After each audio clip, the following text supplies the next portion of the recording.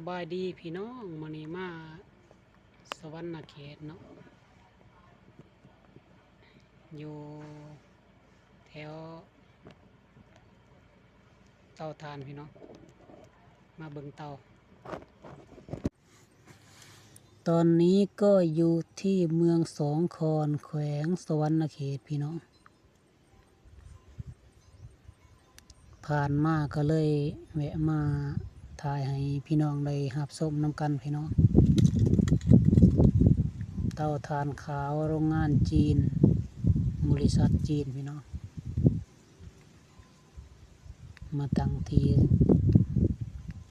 สปป.ลาวเพราะว่าใหม่ทางนี้มันหลายยังหลายพี่น้อง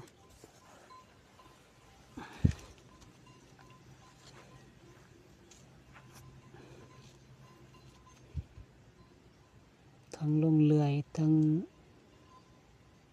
ลงเผาถ่าน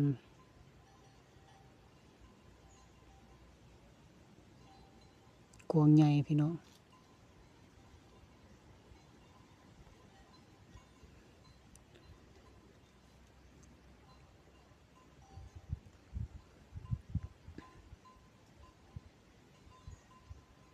บริษัทจีน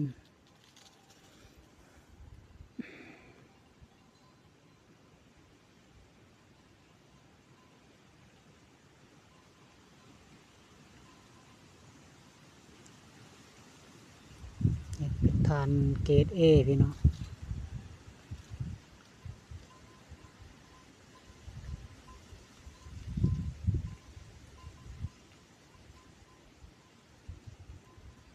ข้างในมันจะยาวไว้พี่น้องเห็ดเตาแบบเตาผียาวไปเลยเตาหนึ่งประมาณ40-50 พุ้ยหลายร้อยสอบ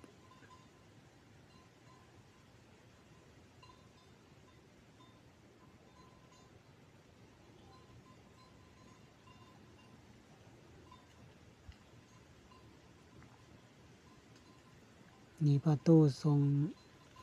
เวลาเอาถ่านออกพี่น้อง